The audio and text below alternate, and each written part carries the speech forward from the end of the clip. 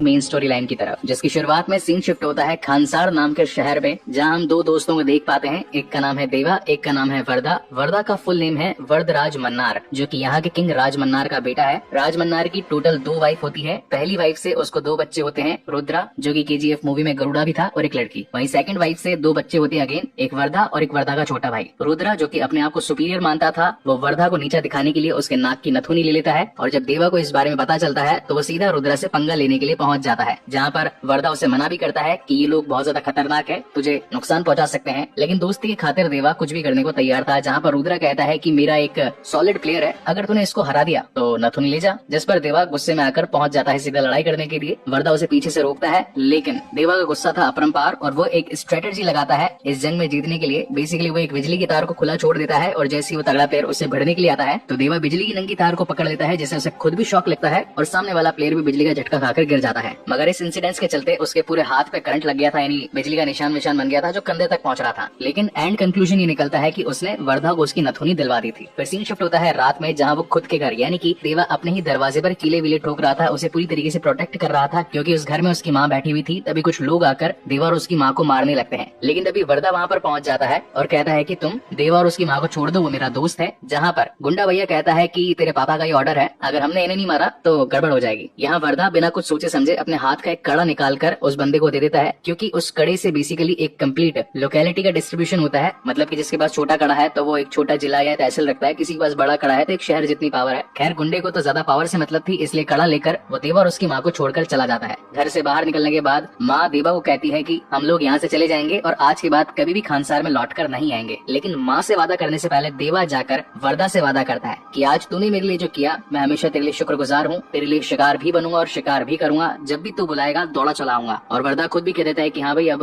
तुम्हारी जान को यहाँ पर खतरा है तो अभी तुम निकल जाओ। लेकिन जाने के साथ साथ वो उसे एक नाम भी दे देता है जो कि होता है सलार। जिसके बाद सीन शिफ्ट होता है प्रेजेंट टाइम में, और यहाँ हम देख पाते हैं एक बहुत बड़े बिजनेसमैन को जो कि खानसार के दुश्मनों से बचकर अब इंडिया के बाहर रह रहा होता है, लेकिन उसकी बेटी इंडिया चली जाती है। अब जो सारे दुश्मन उस बिजनेसमैन का वेट कर रहे थे वो नहीं मिला, उसकी बेटी मिल गई तो बल्ले बल्ले। अब जहाँ एक तरफ सारे दुश्मन बेटी को ढूंढने में लगे थे, वहीं उसके पिताजी इंडिया में अपने कॉन्टेक्ट्स को यूज करते हैं और बताते हैं कि मुझसे गलती हो गई, मेरी बेटी इंडिया पहुंच गई है, दुश्मन यानी कि खानसार के लोग उसे पकड़कर चीर फाड़ देंगे, मैं चाहता हूँ कि तुम उससे बुला लो, वही उसकी मदद कर सकता है। अब पूरी पिक्चर में उससे बुला लो वही है जो सबकी मदद कर सकता है, वही है जो हर किसी को धो सकता है। यानी कि ऑलमोस्ट 2 घंटा यहाँ पर देवा के बारे में वो उसे यही बातें चल रही होती है। तो मैं यही 2 शब्द काटूंगा, यानी कि वो और उसे, और ये वीडियो छोटा बन जाएगा। खैर मजाक कर रहा हूँ। इंडिया में जो बिजनेसमैन का दोस्त होता है वो बताता है कि श्रुति हसन की अब रक्षा खाली एक ही शख्स कर सकती है और वो है अम्मा। अम्मा बोले तो देवा की मम्मा, लेकिन इसके लिए श्रुति को झूठ बोलना पड़ेगा कि मैं एक इंग्लिश टीचर हूँ। इस प्लेस का नाम होता है तिनसुकिया, जहाँ पर सलार की mummy being a Hindi teacher बच्चों को पढ़ाने का काम करती थी, बहुत ही ज्यादा स्ट्रिक्ट होती है। और श्रुति को ये झूठ बोलना था कि मैं इंग्लिश टीचर बनकर गाँव के बच्चों को अच्छी एजुकेशन देना चाहती हूँ, तो मुझे आपके अंडर जॉब वगैरह दिलवा दो, मैं बच्चों को पढ़ा दूंगी। आंटी जी मना कर देती है कि तू नहीं टिक पाएगी, बच्चे बहुत हरामी है, लेकिन श्रुति कहती है कि आजमा कर तो देख लो, 3-4 दिन में अगर नहीं बने तो मेरे को भगा देना। और बेसिकली उसे 3-4 दिनों का वक्त ही चाहिए था ताकि सलार भाई साहब जो भी श्रुति के पीछे पड़े उसे पेल कर रख दे। अब जहाँ एक तरफ वो रोज स्कूल जाकर बच्चों को पढ़ाने लगती है, वहीं दूसरी तरफ सलार भैया जाकर खानसार के दुश्मनों को ठिकाने लगाते रहते हैं। लेकिन इस बीच उनकी मम्मी का पॉसेसिवनेस भी दिखाया जाता है, जहाँ एक तरफ उनका यह मानना था कि मेरा बेटा शाम को 6 बजे से पहले घर आ जाना चाहिए, और ऊपर से कोई बड़ा हथियार तो क्या प्लास्टिक का चक्कू भी उसके हाथ में नहीं होना चाहिए, क्योंकि उसे नुकसान पहुंच सकता है। मतलब कि हर तरीके से वो अपने बेटे देवा को प्रोटेक्ट करना चाहती है। इसी बीच एक फॉरेनर जो कि इलीगल माल इंडिया में सप्लाई करना चाहता था, लेकिन हर जगह पुलिस मीडिया इन सब का डर था उसे, तो वो अपने किसी कॉन्टैक्ट को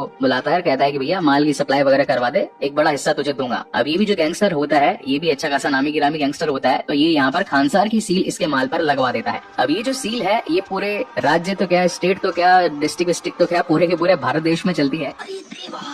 इस सील को कोई भी रोक नहीं सकता, पुलिस, नेता, डॉक्टर, वकील, गुंडा, मतलब इस सील के आगे सब नील है। जिसने सील को तोड़ा लोग आकर उसे तोड़ देंगे। बीच में होता है कि पुलिस वाले उस गाड़ी को रुकवा लेते हैं, लेकिन जैसे इस सील को देखते हैं तो उनकी सील खुल जाती है, यानी कि वो लोग भी डर कर भाग जाते हैं और कहते हैं कि इस माल को छुआ तो यहाँ के लोग हमें कच्चा चबा जाएंगे। माना जाता है कि खानसार की सील है, और खानसार एक ऐसा देश है जो कि भारत के नक्शे तक पर नहीं है। यहाँ के लोग इंसान नहीं खूंखार जानवर हैं, और वहाँ की सिक्योरिटी तो अमेरिका के प्रेसिडेंट के व्हाइट हाउस से भी ज्यादा सिक्योर है। कुल मिलाकर खानसार के बारे में बहुत ज्यादा बड़ी बातें होती है कि उधर का माल है, रोकना नहीं है इसको। अब ये माल तो नेपाल जा रहा होता है, इसमें पंडित नाम का एक शख्स भी बैठा होता है, जिसके पास में खानसार की आंटी जी का कॉल आता है और वो बताती है माल नेपाल तो जा रहा है, लेकिन अब तू अपने आदमियों को लेकर के असम में तिनसुकिया पहुंच, वहाँ पर श्रुति जो कि हमारे दुश्मन की बेटी है वो मौजूद है, उसको लेकर मेरे पास में आ। अब आंटी जी के कहने पर पंडित जी अपनी पूरी टीम को उठाकर तिनसुकिया पहुंच जाते हैं। यहाँ पर उन्हें श्रुति मिल भी जाती है और वो उसको लेकर जाने लगते हैं। अम्मा जी अपने आंखों के सामने ये सारा रायता फैलते हुए देख नहीं सकती थी, वो बाकी के लोगों को कहती है कि अरे भाई लड़की पर अत्याचार हो रहा है, कोई तो बचाओ, कोई से रोको। तो कोल माइन में काम करने वाले लोग कहते हैं कि तेरा भी तो बेटा है, तू क्यों नहीं बोल देती है। तो अम्मा जी अपने बेटे देवा को कहती है कि जा बचा ले उसको।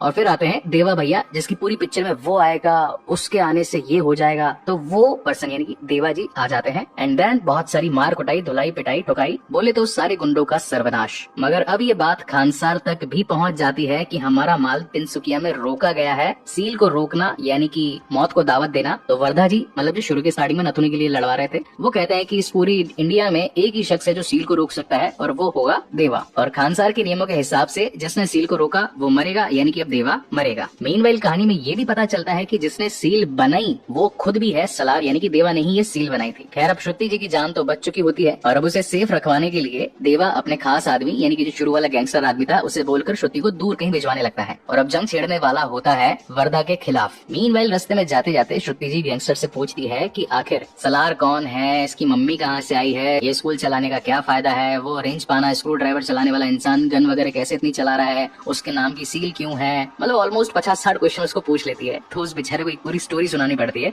वही स्टोरी हम भी आपको सुनाएंगे लेकिन क्रिस्प एंड क्लियर। तो बात है आज से हजारों साल पहले की, यानी उसमें राम युग, कृष्ण युग, महाभारत युग सी सब आ गए, तेनाली राम, अकबर, बीरबल सब घुस गए इसमें। तो उन दिनों लूटपाट का बड़ा चलन था जिसमें 3 कबीले शामिल होते हैं। इनका नाम होता है शौर्यांग, मन्नार और गनियार। 1000 साल तक इन्होंने निर्विरोध बोले तो बिना लड़े खुद से इंटरनली दूसरे लोगों से लड़ भिड़ कर पैसा वैसा खूब छापा, अपना खुद का एक साम्राज्य बना दिया जिसको कहा जाता है खानसार। हर एक कबीले का एक लीडर होता है। उस टाइम पे मन्नार जी के लीडर होते हैं शिव मन्नार। और जब 1947 में इंडिया पाकिस्तान का डाइवर्जन हो रहा था तो ये पहुंच गए सीधा पार्लियामेंट में अपने बेटे गोद में रख करके राज मन्नार को, और जाकर खानसार को इंडिया के मैप से मिटा दिया और कहा कि इंडिया का कोई भी कानून खानसार पर लागू नहीं होगा, लेकिन खानसार का कानून पूरे इंडिया पर लागू होगा, क्योंकि इंडिया में जहाँ से भी illegal gold, diamond, weapons, drugs, cocaine, रोकड़ा जो भी माल पानी आएगा खानसार का उसमें कुछ 30-40% का कट होगा। अब धीरे धीरे करके समय आगे बढ़ता गया, शिव मन्नार की हालत खराब होती गई। तो अब लॉजिकली तो अगर वो मर जाते हैं, यानी कि मन्नार कबीले के बाद में शौर्यांग कबीले के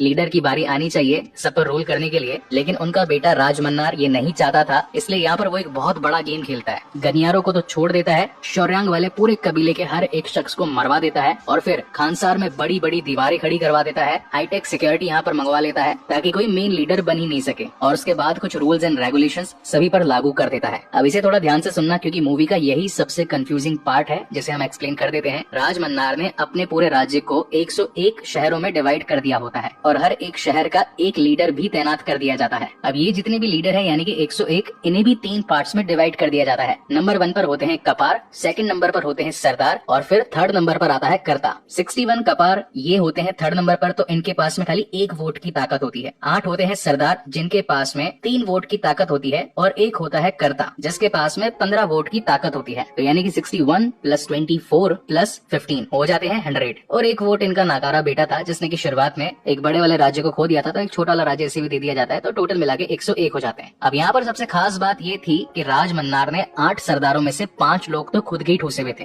हर एक का नाम, हर एक की कहानी बताऊंगा, बहुत लंबी हो जाएगी स्टोरी। सुनाओ डायरेक्ट स्टोरी पर वापस आते हैं। इस वक्त कर्ता बोले तो राज मन्नार जिसके पास में 15 वोट्स की ताकत होती है, जो कि फॉर द मोमेंट पूरे खानसार को मैनेज कर रहा होता है। उसके पास में ये इन्फॉर्मेशन आती है कि किसी ने खानसार से एक बहुत बड़े गन्स, ग्रेनेड, इलीगल वेपन का ऑर्डर दिया है यूएस में कहीं तो, और अब वो सारे हथियार बनना शुरू हो चुके हैं। अब ये ऑर्डर किसने दिया इस बात का पता लगवाने के लिए खानसार से हमारे कर्ता जी यानी कि राज मन्नार निकल पड़ते हैं यूएस के लिए। मीनवाइल खुद की गैर हाजिरी में वो अपनी बेटी को यहाँ का कर्ता बनाकर जाते हैं कि भैया तेरे पास टेम्पररी पावर है, थोड़ा बहुत मैनेज कर लेना। लेकिन खानसार में पुराने नियमों के हिसाब से एक निबंधन होता है जिसमें ये बात मौजूद थी कि जो भी पावरफुल है वो अपनी पावर का यूज करके अपना दमखम दिखा करके अच्छी पोस्ट को हासिल कर सकता है, यानी कि कर्ता वगैरह बन सकता है और खानसार उसका हो जाएगा। तो इस पर खूब लड़ाई भड़ाई होती है। हाँ, एक छोटी सी चीज और, राज मन्नार ने यूएस जाने से पहले अपने बेटे वर्धा मन्नार से ये बात बोली थी कि मैं तुझसे प्यार बहुत करता हूँ, मैंने आज तक तुझे कभी तेरा हक नहीं दिया। मतलब कि एनिमल मूवी से अनिल कपूर जी रणवीर कपूर से कह रहे होते हैं कि यार प्यार तो बहुत किया, लेकिन तुझे याद उसी टाइम किया जब गोली पड़ी। ओके, सो मजाक नहीं, साइड में मेन स्टोरी पर आते हैं। उनका कहना था कि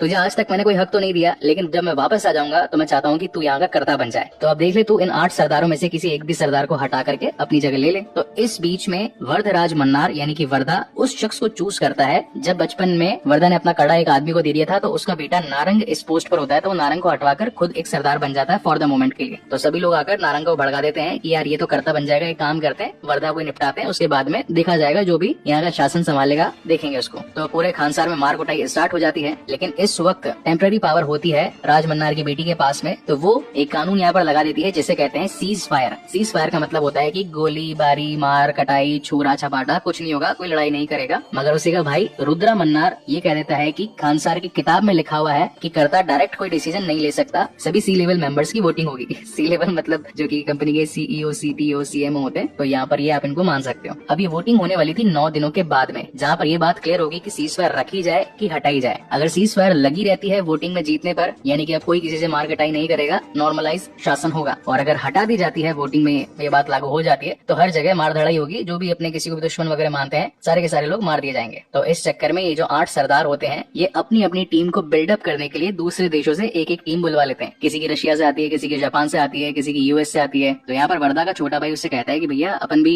फाइट के इन बिटवीन ही है, अपनी भी कोई आर्मी वगैरह बुलवाओ। तो यहाँ पर वर्धा जी को अपना बचपन का दिया हुआ वादा सलार से याद आता है, और वो एक ही आदमी से मदद मांगने के लिए जाते हैं, यानी कि देवा, और वो इनकी मदद करने के लिए यहाँ पर आ भी जाता है। अब इस बीच कहानी में 3 ऐसे बड़े बड़े इंसिडेंट्स होते हैं जो कि मैं एकदम शॉर्ट में निपटा देता हूँ। पहली बात तो ये कि नारंग अपने बेटे को अब एक नया सरदार बनाना चाहता था। बेटा जो कि हरामी था, हर दिन एक नई लड़की लाना चाहता था, पतंग उड़ाकर लड़की चूज करता था, तो सलार गुस्से में आकर उसे मार देता है। सेकंड बड़ा इंसिडेंस ये होता है कि नारंग जो कि अपने बेटे की मौत का बदला लेने के लिए वर्धा और सलार और उसके दोस्तों को सभी को अपने जेल में ठूस देता है, और 9 दिनों तक ये लोग वहीं पे बंद रहने वाले होते हैं। और थर्ड इंसिडेंस होता है कि बीच बीच में श्रुति अपने गैंगस्टर के साथ में ये स्टोरी पूछती रहती है कि अब उसने क्या किया, बाद में क्या किया, मतलब केजीएफ वाली लाइनअप थोड़ी चल रही होती है। तो खैर, स्टोरी को स्ट्रेच करने के लिए ये तीनों पॉइंट्स स्टोरी में डाले गए थे, लेकिन एक्सप्लेनेशन के हिसाब से ये तीनों जल्दी में ही मैंने निपटा दिए हैं। अब बात करते हैं डायरेक्ट कंक्लूजन पर। 9 दिन हो चुके होते हैं पूरे, और अब तो राज मन्नार भी आ चुके होते हैं यूएस के दौरे से अपने खानसार में, जहाँ पर इस वक्त वोटिंग चल रही थी 3 टाइप के लोगों के बीच में। नंबर 1 यानी कि कपार, नंबर 2 यानी कि सरदार, और नंबर 3 यानी कि कर्ता। लेकिन 50-50 पॉइंट्स दोनों तरफ हो जाते हैं। 50% लोग बोलते हैं कि भाई हटाओ सीज फायर, और 50% लोग बोलते हैं कि नहीं, लगे हुए रहने दो सीज फायर। अब सारा कुछ वर्धा के लास्ट ओपिनियन पर डिपेंड करता था कि हटाओ या फिर लगाओ। तो वर्धा के पिताजी यानी कि राज मन्नार, जो कि कर्ता होते हैं, जिनके पास 15 वोट्स की पावर भी होती है, वो ये सोच रहे होते हैं कि वो तो लगी भी रहने देगा सीज फायर, ताकि मार कुटाई नहीं हो, कोई भी उसे जान से ना मारे, और आगे आने वाले वक्त में वही यहाँ का मेन लीडर वगैरह बन जाए। मगर वर्धा जी यहाँ पर कर देते हैं कि सीज फायर को हटाओ। अब उसने ये ऑप्शन क्यों लिया वो हमें इसके सेकंड पार्ट में पता चलेगा। अब यहाँ पर होता है कि हर कोई मार कुटाई पर उतर आता है, जहाँ पर वर्धा और सलार यानी कि देवा, ये दोनों मिलकर ढेर सारे लोगों को, ढेर सारे सरदारों को कूट पाट देते हैं। बहुत सारा खून खराब होता है, ढेर सारी फाइटिंग। लेकिन इस चलती मार कुटाई में यहाँ राज मन्नार को भी कोई शख्स मारने के लिए आता है, जो कि होता है उसका खुद का जवाई, यानी कि पहली वाली बीवी से पैदा हुई बड़ी बेटी का पति। मैं जानता हूँ थोड़ा सा लंबा रिलेशनशिप है, लेकिन आज जवाई कह देता हूँ तो समझ जाना। ये भाई साहब बिलोंग करते हैं शौर्यांग कबीले से। आज से जब 30 साल पहले बहुत सारी मार कुटाई हुई थी, तो जब मन्नार कबीले ने पूरे शौर्यांग कबीले को खत्म करने का डिसाइड किया था, तो उन कबीलों वालों ने अपने बच्चों को नीचे गटर में छिपा दिया था, ताकि बच्चों पर कोई हाथ वाथ ना उठा पाए। और गनियारों को इसलिए छोड़ दिया था क्योंकि उन लोगों में एकता कभी नहीं थी। इसका सीधा मतलब साफ है कि अगर एक को चाटा मारोगे तो 10 लोग साइड में यूं ही बैठ जाएंगे कि भैया एकता नहीं है अपने में, क्या ही लड़ेंगे, अपन साइड में बैठ जाते हैं। इसलिए गनियारों को तो छोड़ दिया, और शौर्यांग जो कि हमेशा एकता वेकता में रहते थे, तो उन लोगों को मार काट दिया। इसी के साथ सबसे बड़ा प्लॉट ये रिवील होता है कि देवा, जिसे मारने के लिए मन्नार के लोग आए थे, लेकिन वर्धा ने उसे बचा लिया था, तो देवा भी खुद शौर्यांग कबीले के लीडर का बेटा होता है। और जो मैंने शुरुआत में आपको बात बताई थी कि अगर मन्नार कबीले का कोई सरदार या कोई लीडर वगैरह अगर अपने पोस्ट से हट जाता है, मर जाता है, तो सेकंड नंबर पर बारी आनी थी शौर्यांग कबीले के किसी इंसान की। तो पिताजी तो थे नहीं, तो एट द एंड बचता है देवा। और इसी तगड़े सस्पेंस के साथ ये वाला फर्स्ट पार्ट यानी कि सलार द सीज फायर खत्म होता है। अब यहाँ से बाकी की जो स्टोरी है वो इसके सेकंड चैप्टर में रिवील होगी, जिसका नाम है सलार पार्ट 2 यानी कि शौर्यांगा परवाम। उसमें ये पता चलेगा कि श्रुति को बचा लेने के बाद में क्या मतलब जो सील तोड़ी गई है, तो खानसार के लोग उसके पीछे पड़ेंगे कि नहीं पड़ेंगे। दूसरी चीज, अगर देवा ही शौर्यांगा से बिलोंग करता था, तो और भी जो लोग हैं अब उसके पीछे पड़ेंगे, मारेंगे उसको, उसका राज्य हथियाने की कोशिश करेंगे। इस सील का एक्चुअल मतलब भी मालूम चलेगा कि भैया किया, ये बनवाई क्यों गई थी। तो स्टोरी में अभी बहुत कुछ है जो कि दिखाना बाकी है, जैसे कि बाहुबली